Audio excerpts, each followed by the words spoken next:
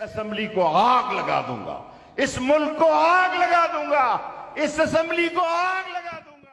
پاکستانیوں, جو رکاوٹ آپ کے سامنے, رکاوٹیں ہٹاؤ, کنٹینر ہٹاؤ. پولیس اگر کھڑی ہے اور غیر قانونی کام کر رہی ہے, آپ کو اگر روک رہی ہے ایک پرامن احتجاج پہ, پولیس کو آگے سے ہٹا دو, لیکن یہاں پہنچو.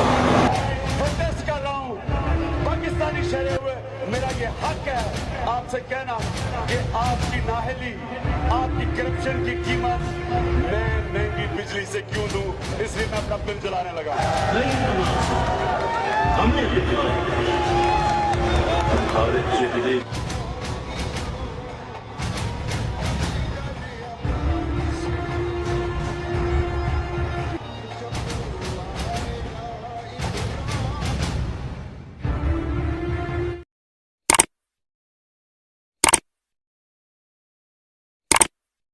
بسم اللہ الرحمن الرحیم. السلام علیکم.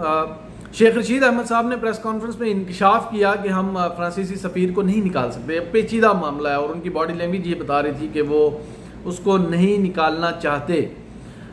ٹھیک ہے, آپ نہیں نکالنا چاہتے, آپ نہیں نکال سکتے, کوئی بات نہیں, لیکن آپ نے یہ معاہدہ کس کیپیسٹی میں اور کس سوچ اور نیت کے ساتھ کیا تھا کہ ہم اس کو نکالیں گے؟ آپ نے شیخ رشید احمد صاحب دوسرے معاہدے پہ جو ایکسٹینڈڈ معاہدہ تھا اس پہ آپ نے دستخط کیے کہ ہم یہ معاملہ پارلیمنٹ میں لے کے جائیں گے اور اس فرانس کے سفیر کو نکالیں گے. اب یہ آپ نے کیوں کیا تھا یہ آپ بہتر بتا سکتے ہیں. پھر آپ نے اس جماعت پہ بین لگانے کی بات کی اور اس کو ایک پروسیس میں لے گئے اور اس کی بڑی ایک موسیقہ خیز آپ نے وجہ بتائی. آپ نے کہا یہ انتشار پھیلا رہے ہیں اور آج بھی وزیر اطلاعات ہیں نئے فواد چودھری صاحب, جو مسجدوں میں ڈانس کرتے ہیں, ویسے تو ان کو بڑی چڑ ہے دین سے, لیکن مسجدوں کے اندر وہ ڈانس بھی کر لیتے ہیں, وہ مختلف طرح کی حرکتیں بھی کرتے دکھائی دیتے ہیں. ان کی کافی ساری ایسی چیزیں ہیں ٹویٹر پہ جو ہمیں دیکھنے کو ملتی ہیں. اب انہوں نے بھی یہ کہا کہ یہ فتنہ انگیز ایک تحریک ہے. جب ان سے ایک صحافی نے سوال کیا کہ یہی کام تو ماضی میں آپ بھی کر چکے ہیں, تو آپ کون سے کب معافی مانگیں گے؟ کہنا تو یہ چاہیے تھا کہ آپ اپنے اوپر کب پابندی لگائیں گے اگر آپ کے اندر ذرا برابر بھی شرم ہو, جو کہ نہیں ہے. آپ یہ دیکھیے کہ ماضی میں یہی جماعت جو اس وقت حکومت میں ہے یہ کیا کرتی رہی. اس نے وہ کون سی ایسی حرکت ہے جو نہیں کی, جو قانون کے خلاف ہو, جو آئین کے خلاف ہو, جو اس ملک کی عوام کو نقصان دینے والی ہو. لیکن انہوں نے اس تحریک کو بین کرنے کے لیے وجہ کیا رکھی؟ وہ بڑی موسیقہ خیز ہے.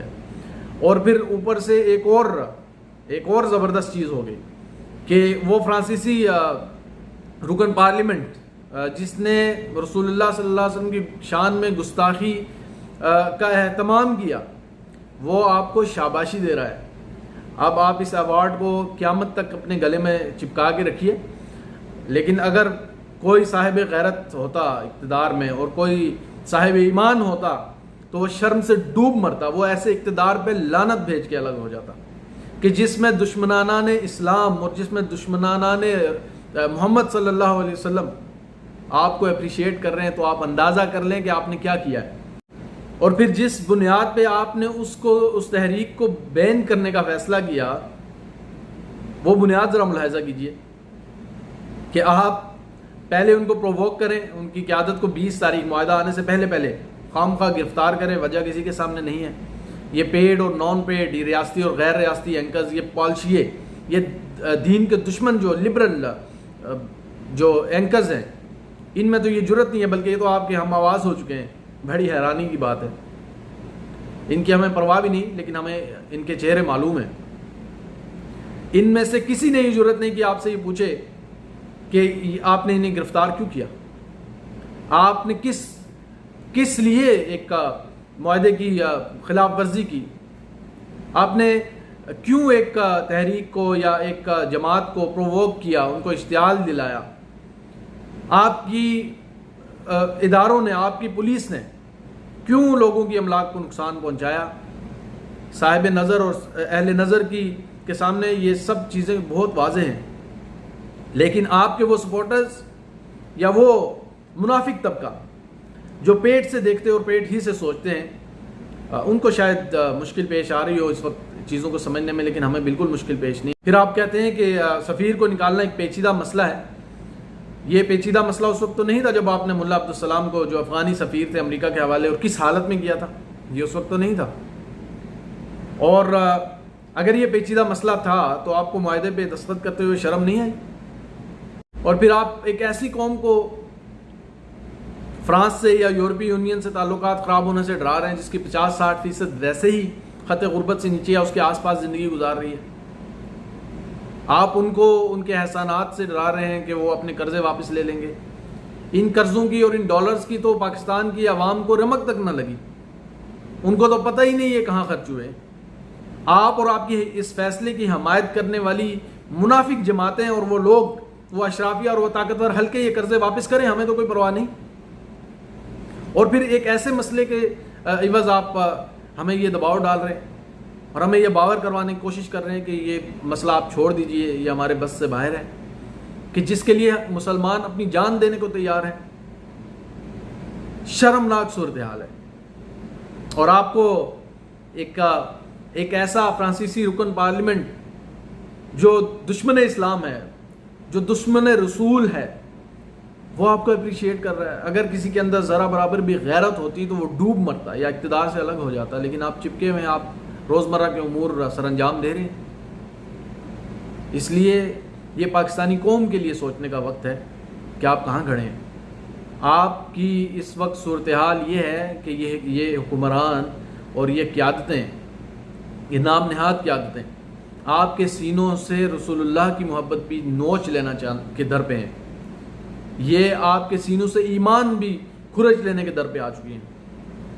اس لیے آپ کو سوچنا ہوگا کہ آپ نے کن لوگوں کے ہاتھ میں اقتدار دیا ہوا ہے، آپ نے کن لوگوں کو مسند اقتدار پہ بٹھایا ہوا ہے۔ اس میں ماضی کے اور آج کے تمام حکمران شامل ہیں۔